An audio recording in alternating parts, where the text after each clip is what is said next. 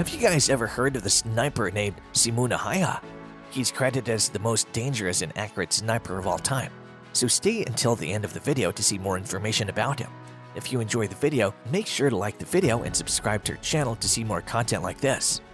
The Winter War, also known as the Russo-Finnish War, was fought between the Soviet Union and Finland from November 30th, 1939 to March 12, 1940, and marked the start of World War II, August 23, 1939.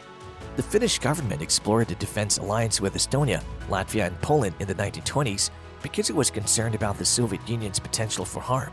However, when the Finnish parliament decided not to ratify the deal, that effort was dashed. The 1932 Finnish-Soviet non-aggression treaty attempted to allay Finnish concerns about Soviet expansionism, but it was unsuccessful. The Soviet Union attempted to move its border with Finland on the Karelian Isthmus westward in an effort to strengthen the protection of Leningrad, St. Petersburg from a prospective German attack following the invasion, defeat, and partition of Poland by Germany and the Soviets in 1939. The Soviets also made an effort to win a 30-year lease for a naval facility at Hanko and to take control of various Finnish islands on the Gulf of Finland in order to achieve these goals. A land exchange plan was included in the Soviet acquisition proposals. The Russo-Finnish War started on November 30th, 1939, when Finland rejected a Soviet attack. In order to defend itself against the Soviet Union in times of need, the Finnish army was forced to enlist soldiers from the poorest backgrounds. Simo Haya, nevertheless, wasn't your typical farmer. Haya mastered hunting abilities that far outstripped those he was taught during the brief time he spent training with the Finnish military as a result of growing up in the woods. The shrewd self-made sniper was thus prepared to fight when the Soviets attempted to take Haya's homeland, earning him the nickname the White Death. Haya would become one of history's deadliest and most modest snipers, as countless foes would perish at his hands. Okay, let's start sniping. The White Death. Simo Haya was the son of Juho and Katrina Haya and was born on December 17, 1905. The family resided in Kiskinen, Rautjärvi, which was then part of Finland. Before enlisting in the military, he enjoyed growing up on his family's farm, frequently went skiing, and honed his hunting skills. Haya spent a lot of time outside and hunting in the forests, developing a variety of survival skills. Early on, he realized that when it came to hunting, everything depended on the individual circumstances, the kind of target, and more crucially, the terrain. He was fortunate to have had keen vision and an innate ability to recognize targets. The young man also acquired from his father another essential ability: how to precisely calculate distances. Although he did not naturally possess the skill, he learned it through practice. As a result, his precision was practically flawless, with only a few minor deviations. He also picked up on measuring the impacts of wind, rain, and other environmental factors. At age 17, Haya enlisted in the Civil Guard, a volunteer militia. He eventually gained a reputation for being a skilled shooter and marksman. Even as he grew older, he was a fairly shy and reclusive man who didn't particularly like being in the spotlight. But whether he wanted it or not, people soon became quite interested in his unusual powers. Haya took part in the Battle of Kola when the war started, and while there, he celebrated his 34th birthday. He served with the 6th Infantry Company of Regiment 34, which was commanded by Lieutenant Arne Jutilainen. Haya was disguised in white clothing so that outsiders couldn't see her. He even killed 25 individuals in one day, which quickly earned him fame among snipers. The White Death was his new nickname at that point. Haya rose to the status of a legendary hero at the Taika Ampua, also known as the Magic Shooter, continued to make headlines in Finnish newspapers. It is debatable if the moniker White Death was coined by Finnish propaganda or the Red Army victims. Haya was targeted as is typical with threats of this nature. What would you do in this situation? The Soviets launched an indirect fire retaliation after the Finnish hero killed an opposing sniper with a single shot. The invading force fired a mortar barrage, but Haya escaped unharmed. On another occasion, he was nearly hit by an artillery shell, but it barely brushed the greatcoat. In addition to his exceptional aim, Haya had a stash of tricks and understood exactly how to blend in. The sniper would first throw water on the snow in front of him so that the muzzle explosion wouldn't indicate his location.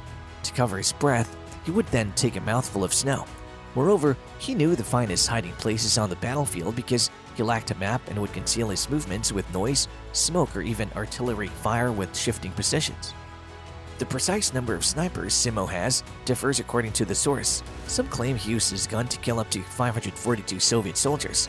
No one, however, asserts that he eliminated fewer than 505 With 500 kills, Soviet shooter Ivan Surodenko comes in second place, making him the most effective sniper in any war.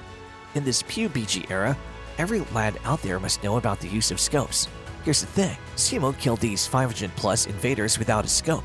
His accuracy and precision are something to be appreciated. Haiha may have only used a submachine gun to kill hundreds of enemy fighters. His count would be around 800 if that were the case. That is a humongous number, mate. Even so, the hero remained remarkably unafraid of the front lines and said that he was simply going about his duties the same way he went about hunting, always thinking of ways to blend in while perplexing the foe. War is not a pleasurable experience, but unless we're prepared to defend this land ourselves, who else would, he further stated. Exploits. Haiha would only serve 98 days out of the 105 that the war lasted. He was struck in the face by an explosive bullet on March 6, 1940. According to his fellow soldiers, he was discovered lifeless and lying on the mound of bodies after the combat. The soldier sent by a superior officer to seek him suddenly saw a twitching leg. Haiha was unconscious and didn't awaken until a week later, by which time an armistice had been agreed to. Finland was required to cede a sizable chunk of its territory as part of the agreement, but it retained its sovereignty. The Soviet Union, on the other hand, had its prestige tarnished and was kicked out of the League of Nations. In the case of the Finnish hero, he personally wrote to them to clarify the mistake after reading about his own death in a newspaper. He underwent 26 surgeries and 14 months to heal from his severe wounds, which prevented him from participating in the Soviet Union's continuation war once more. Haiha made it through World War II despite having a big piece of his face completely blown off his dome at a period when medicine was still primarily experimental. He then returned to farming and hunting. In fact, the Finnish government granted him a farm in 1961, perhaps as a thank you for his work and definitely to keep him on their good side. Haiha started breeding dogs, continued to hunt, and won the Game Cup from the Ruokolahti Hunting Society 5 years in a succession.